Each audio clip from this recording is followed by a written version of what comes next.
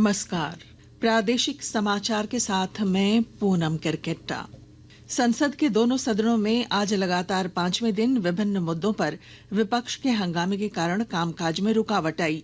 दोनों सदनों की कार्यवाही कल तक के लिए स्थगित कर दी गई है। केंद्रीय मंत्री गिरिराज सिंह ने संसद के कामकाज में रुकावट डालने के लिए विपक्ष पर जमकर निशाना साधा। संसद के बाहर आज संवाददाताओं से बातचीत में उन्होंने कांग्रेस और अन्य विपक्षी दलों पर लोकतंत्र में विश्वास न रखने का आरोप लगाया। ये विपक्ष को लोकतंत्र में भरोसा नहीं है, कांग्रेस पार्टी सहित। अगर लोकतंत्र में भरोसा होता तो जनता की गाढ़ी कमाई को एडजॉर्न करा करके ये जनता के हक की मारी है। संसद में अगर जनता के लिए चर्चा नहीं होगी तो ये शोर मचाने के लिए होगा। ये दुखद घटना है। मुख्यमंत्री हेमंत सोरेन आज राज्य की विधि व्यवस्था और विकास के मुद्दों को लेकर प्रोजेक्ट भवन में वरीय अधिकारियों के साथ बैठक कर रहे हैं। बैठक में विभिन्न विभागों में खाली पड़े पदों पर भी चर्चा हो रही है। मुख्यमंत्री इस सिलसिले में अधिकारियों को आवश्यक निर्देश दे सकते हैं। टेंडर कमीशन घोटाला मामले में पूर्व मंत्री आलमगीर आलम की डिस्चार्ज पिटीशन पर सुनवाई हो गई है। पीएमएलए की विशेष अदालत ने फैसला सुरक्षित रख लिया है। गौरतलब है कि 15 मई को ईडी ने पूर्व मंत्री आलमगीर आलम को गिरफ्तार किया था।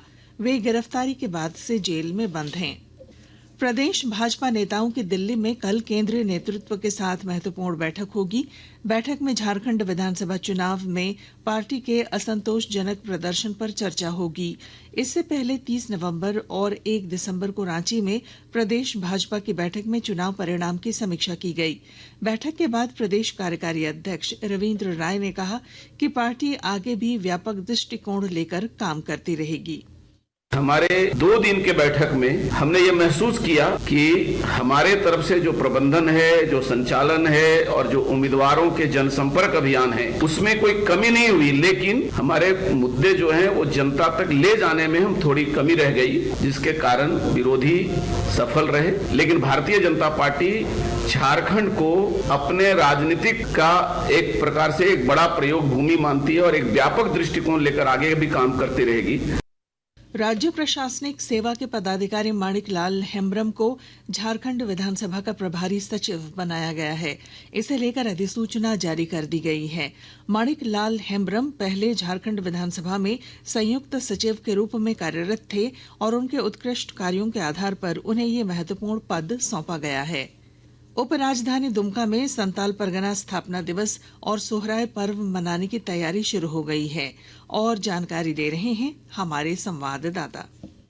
सोहराय 8 जनवरी से आरंभ होगा। इसके एक दिन पहले 7 जनवरी को संताल परगना महाविद्यालय परिसर में सोहराय महोत्सव का आयोजन होगा। संताल परगना जोनोम माह यानी संताल परगना स्थापना दिवस 22 दिसंबर को मनाया जाएगा। वहीं राज्य सरकार से सोहराय पर्व पर 9 से 13 जनवरी तक छुट्टी घोषित करने की मांग की गई है। RK नीरद, आकाशवाणी समाचार, दुमका। पिछले 8 महीनों के दौरान देश की कैप्टिव और वाणिज्यिक खदानों से कुल कोयला उत्पादन 11 करोड़ 20 लाख टन से अधिक हो गया है, जो पिछले वर्ष की इसी अवधि की तुलना में लगभग 35% अधिक है। केंद्रीय श्रम और रोजगार मंत्री मनसुख मांडविया ने कहा है कि नरेंद्र मोदी सरकार स्वास्थ्य क्षेत्र को सस्ता और सुलभ बना रही है। आज नई दिल्ली में उन्होंने मीडिया को बताया कि देश में वर्ष 2024 में 387 मेडिकल कॉलेज थे, लेकिन एक दशक में इनकी संख्या दोगुनी होकर 780 हो गई है। उन्होंने कहा कि आयुष्मान प्रधानमंत्री जन आरोग्य योजना के तहत 12 करोड़ परिवारों को 5 लाख रुपए का स्वास्थ्य बीमा मिल रहा है और इसे 70 वर्ष और उससे अधिक आयु के लोगों को भी उपलब्ध कराया गया है। देश में हेल्थ सेक्टर में मोदी जी के नेतृत्व में 360 डिग्री वर्क हो रहा है। देश में हेल्थ को एक्सेसिबल और अफोर्डेबल करने के लिए मोदी जी ने आयुष्मान भारत योजना चलाई। आयुष्मान भारत योजना के तहत 12 करोड़ फैमिली यानी कि 60 करोड़ लोगों को 5 लाख तक का मुफ्त इलाज की गारंटी मोदी जी की ओर से मिली। झारखंड में पोलियो मुक्त स्थिति को बनाए रखने के लिए उच्च जोखिम वाले 7 जिलों में 8 दिसंबर से पोलियो प्रतिरक्षण अभियान चलाया जाएगा। इन जिलों में बोकारो, देवघर, गिरिडीह, जामताड़ा, पाकुड़, रामगढ़ और साहिबगंज शामिल हैं। स्वास्थ्य विभाग के प्रधान सचिव अजय कुमार सिंह ने सभी जिलों के लिए अलग अलग अधिकारियों को नामित करते हुए अभियान को सफल बनाने की जिम्मेवारी दी है।